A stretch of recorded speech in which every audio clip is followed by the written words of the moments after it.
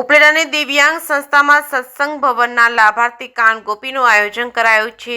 શહેરમાં કાર્યરત દિવ્યાંગ બાળકોની સંસ્થામાં વધુ વિકાસ અને સત્સંગ જેવી પ્રવૃત્તિને વેગ આપવા માટે કાન ગોપીનું આયોજન કરવામાં આવ્યું છે. આ અંગે સંસ્થાના પ્રમુખ કિરણબેન પીઠિયાના જણાવ્યા પ્રમાણે શહેરના કોલકી રોડ પર આવેલા દિવ્ય જ્યોત દિવ્યાંગ સેવા સંસ્થામાં સામાજિક તેમજ ધાર્મિક પ્રવૃત્તિને વ્યક્તિ બનાવવા માટે ખાસ કરીને ગત વર્ષે સંસ્થાએ લીધેલી જમીનમાં મહિલાઓ તેમજ ધાર્મિક ભાઈઓ બહેનો માટે સત્સંગ ભુવન ગાર્ડન અને બનાવવાના લાભાર્થી સંસ્થાના કેમ્પમાં ટીકરવાળા સુરશ્યામ ગ્રુપના જગાભાઈની ટીમ દ્વારા ભવ્ય કાન ગોપી કાર્યક્રમનું આયોજન કરવામાં આવ્યું છે. વધુમાં કિરણબેન પીઠિયાએ જણાવ્યું હતું કે ખાસ કરીને દિવ્યાંગ બાળકો કુદરતી વાતાવરણમાં કુદરતના ખોળે રમત રમવા મળે તે માટે આધુનિક ગાર્ડન અને ધાર્મિક પ્રવૃત્તિ બાળકો વધુ રસ લઈ શકે તે માટે સત્સંગ ભુવનના નવનિર્માણ માટે કાર્યક્રમનું આયોજન કરાયું છે.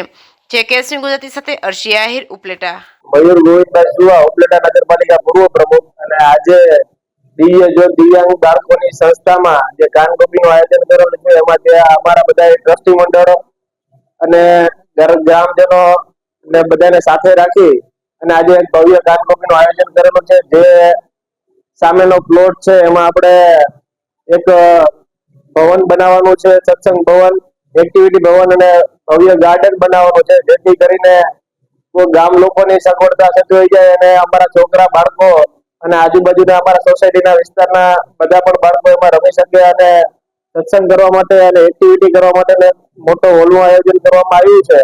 તો એમાં આજે કાન ગોપી એના લાભાર્થે કરવામાં આવી છે. તો કાન ગોપીમાં જે દાતાઓ દાન આપે છે એ તન મન ધનથી આપે અને એનો સારી રીતે ઉપયોગ થાય અને ભવન એક ઉજળું બને. આજે અમૃતભાઈ ભારતીય આ ભવનના દાતા થયા છે અને દિવ્યાંગ બાળકોને ભવન એક મોટું બનાવી દીધું છે. એવું જ આવા દાતા મળી જાય અને આમાં આ એક્ટિવિટી ભવન અને સત્સંગ ભવન અને ગાર્ડનમાં અમે પાછું આવું જ આયોજન કરી અને વ્યવસ્થિત કરી અને ગામ લોકો માટે અને અમારા બાળકો માટે ખુલ્લું મૂકીએ એવી જ અપેક્ષા.